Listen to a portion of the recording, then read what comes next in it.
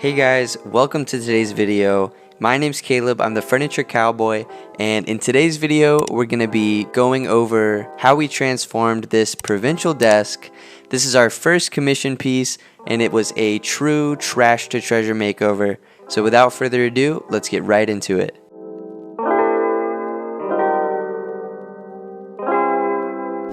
So right off the bat, guys, when I say trash to treasure, I mean look at some of this damage. We've got chipped veneer, we've got veneer pulling up from the piece, we've got possible water damage. This thing was in rough shape, and honestly I was a little overwhelmed. Thank goodness I have my wonderful wife to remind me that the only way to eat an elephant is one bite at a time.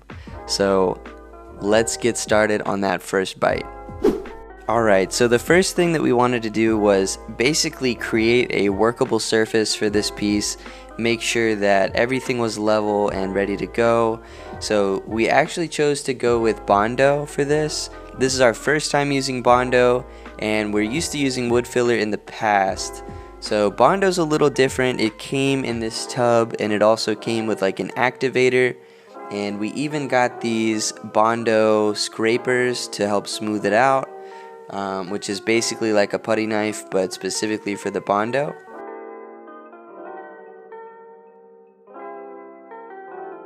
We also got these little hot dog kind of lunch trays to put the Bondo in so that we could mix it easily. This stuff smelled absolutely terrible, and you have to be really careful when you're working with it also. It dried in about 30 seconds, so you don't have much time from when you mix it up and put it on to when it's going to be dry. So make sure you get it on, get it where you want it to be, and leave it alone. Actually, now that I'm thinking about it, we did glue down all of this veneer before we got started with the Bondo. I'm not exactly sure what happened with that footage, but anyway, that was an important step. Just so that we didn't put on the Bondo and then risk the veneer coming up anyway. I'm not sure that it would. The Bondo is crazy strong. Like, we had a really hard time sanding this off, but we will get to that. So aside from the major issue on top with the veneer, we also noticed some other issues. The middle drawer in the front was actually missing an entire piece of the wooden corner, so we had to basically go in with the Bondo and create that corner, and the Bondo actually worked really well for that. I feel like for that kind of thing, wood filler tends to be much more of a pain to work with, whereas the Bondo really did a good job at holding its shape, and we were able to mold it pretty well. Alright, so if you watched our last video, you might be beginning to notice the start of a pattern here. Here I am taking off the hardware. I probably should have done this yet again a little sooner, but better late than never. It's a good saying. Better late is never, but never. Better late than never. God damn. Better late than never, but never late is better.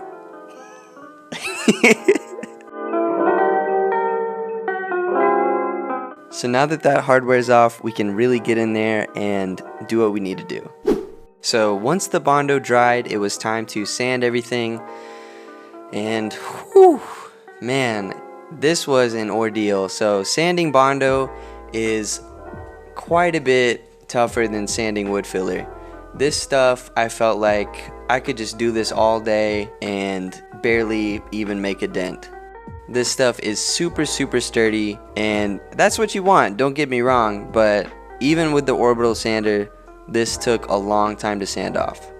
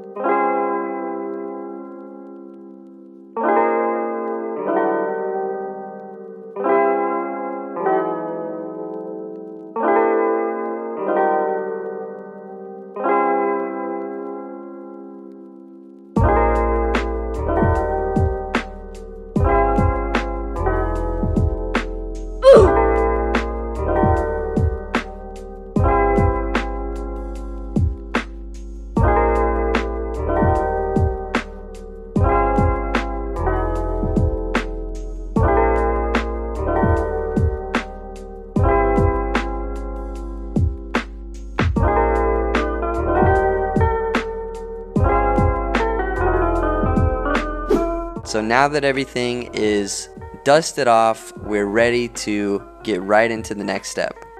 Psych! You guys thought we were done, but we are back at it again with the sanding. Sometimes you encounter a piece that just pushes you past your breaking point and you're just at your wit's end, and that was us with this.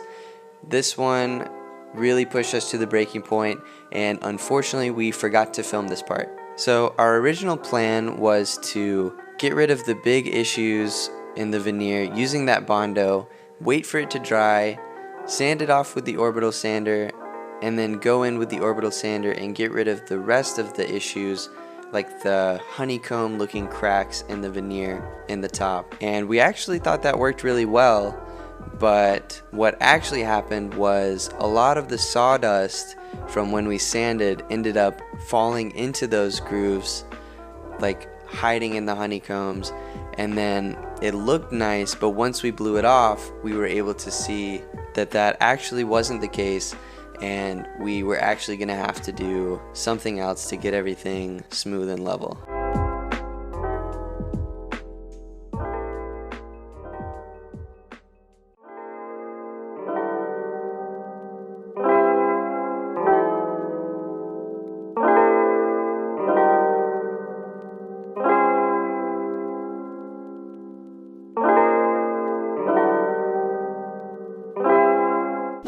We did finally have the idea to go in and just create a whole new surface on the top, and what we did was water down some wood filler. So not Bondo this time, we decided wood filler was the way to go, and we watered it down until it was this honey-like consistency and just spread it on top using the Bondo applicator like butter on toast.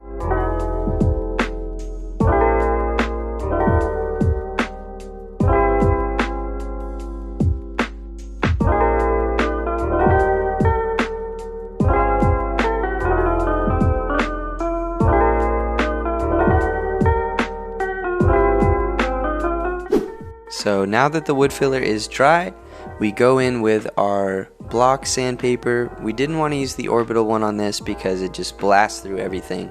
And on the Bondo that was great because it can take it, but with the wood filler, it really doesn't take much.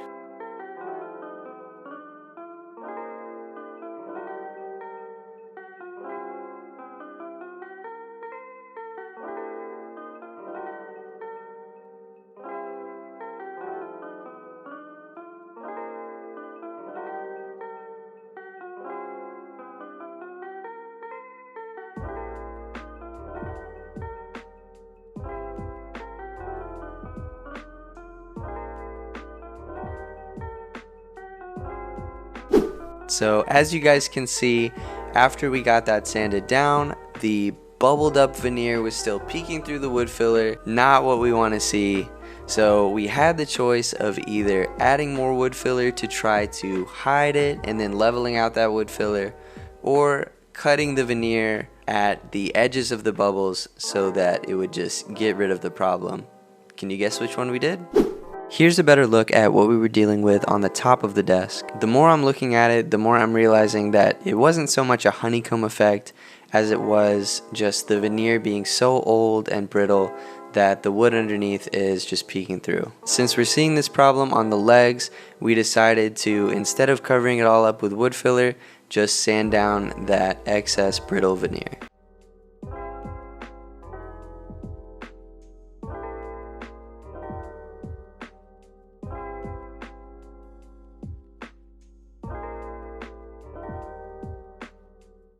Finally, it is my time to prime. We went ahead and watered down the Bullseye 123 primer.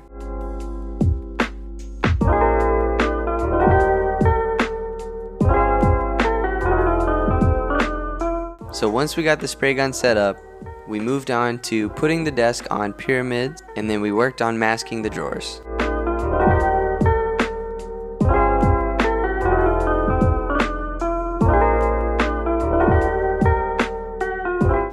So we tried to kill two birds with one stone here. I was going to prime the desk and my wife was going to wrap all the drawers. If you guys have seen our last video, you know that We hate this product with a burning passion. It is a painter's tape and plastic wrap combo, and it kind of fails at both of those things. It just doesn't stick well, and it's a pain to work with. So unfortunately, I finished priming and she wasn't quite done, so I jumped in to help.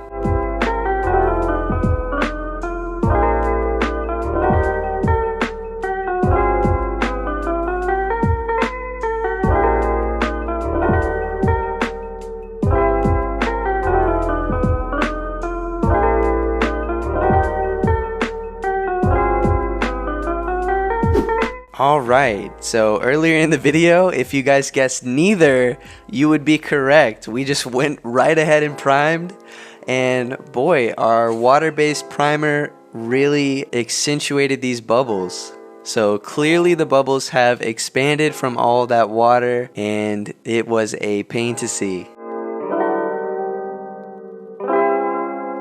So after a bit of a rough night, we decided to not think about those bubbles for now and move on to priming the drawers.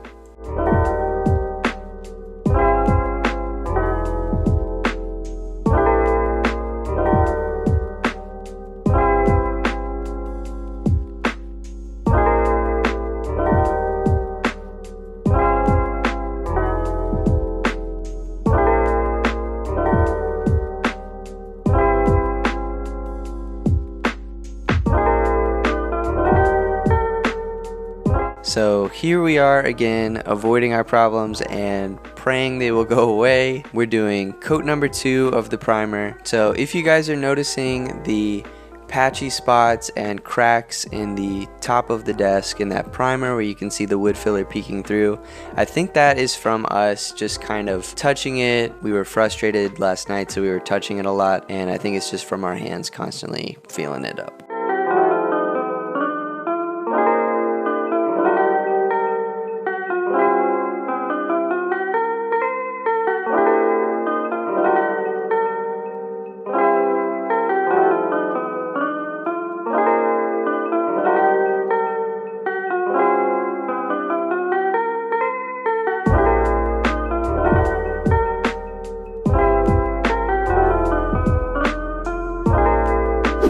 So we've decided to go in and cut away these bubbles with this. Let me know what this tool is called in the comments. I've called this an X-Acto knife my entire life, but then we went to the store and bought an actual X-Acto knife and it was not this. So let me know what this thing is called. Utility knife. Utility knife, okay. Thank you. This is a utility knife, and this is what we're using to cut away those bubbles, and this thing worked great.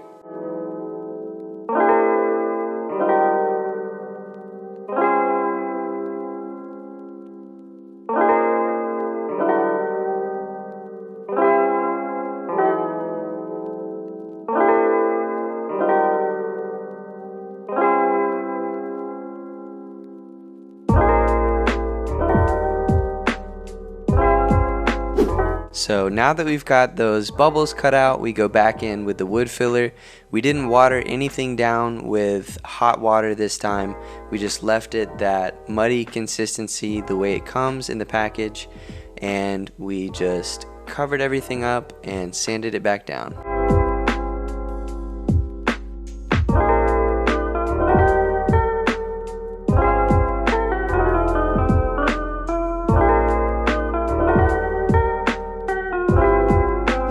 Alright guys, this is my wife's favorite thing in the entire world. She loves a good caulk. Here you can see her working the caulk into the grooves, and she's just a natural. She gets in there and she gets it done. Everybody that meets my wife, they tell me, man, she really walks the walk and works the caulk. I can't keep it together. No, but guys, really, she had this amazing idea to fill in these holes with caulk, and after she had the caulk good and in the groove, she sprayed both the caulk and her finger with simple green and ran it all along the line of caulk just to get rid of any excess and create a perfect smooth line.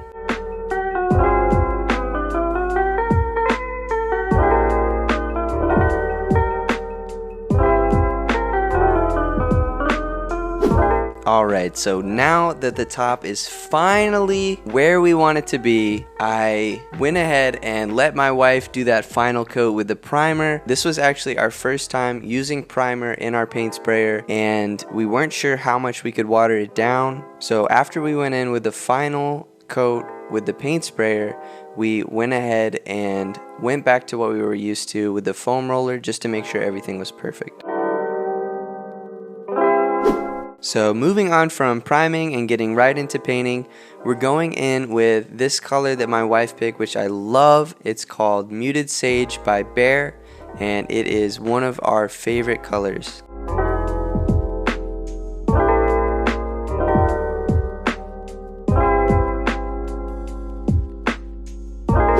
Guys, as much trouble as we had with this piece, seeing that first coat of paint go on makes everything worth it.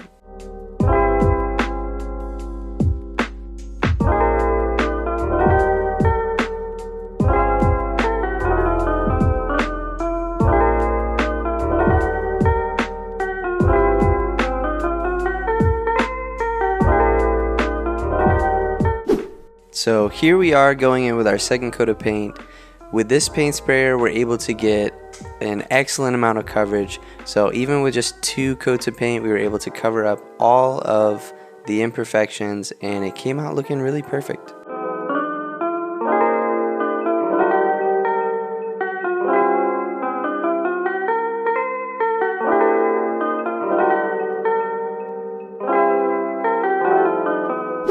So after I finish painting, I like to take a little break, and my wife is super good at handling the finer details. So here she is working on the hardware. She screws it all in here, and we're gonna give it a nice coat of pure gold by Rust-Oleum. But she had a hell of a time with this hardware. It came with these dangly bits, and the idea is to lay the cardboard flat, but then with the dangly bits you have to like position them so that gravity's not pulling them one way or another, and it was just a huge pain in her rear. But in the end, everything worked out fine, just like everything she does.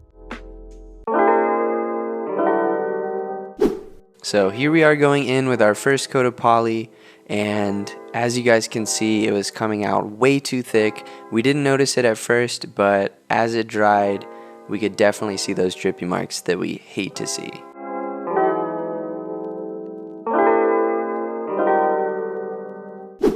The best way to deal with drip marks, if you notice it early enough, then you can deal with it. But like I said, we didn't notice it until much later, so it had already kind of dried, and we should have just left it alone. That's the best thing to do once it's dry or midway dry. But we went in with a foam brush to try to deal with it, and this was kind of a big mistake and created more work than it should have been.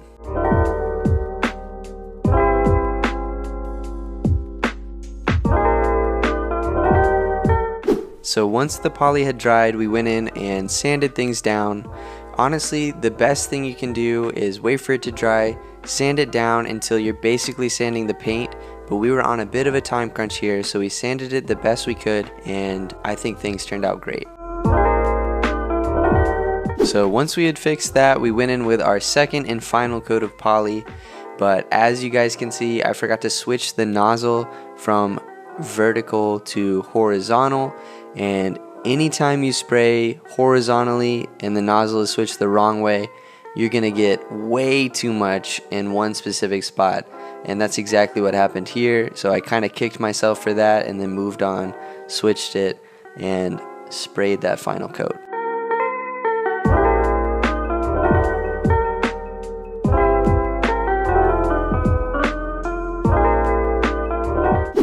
As we're doing our final coat of poly on the desk, we like to go ahead and poly the hardware since a lot of hands are going to be on it, just to give it that added durability.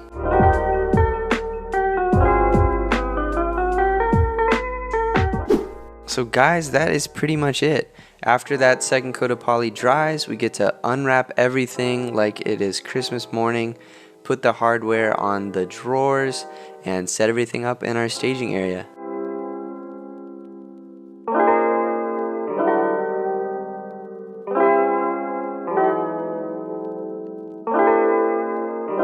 We had so many bumps in the road with this piece, but despite all the obstacles, I am so proud of the work we did on this. It was our first true trash to treasure flip, and I'm so happy with how it turned out.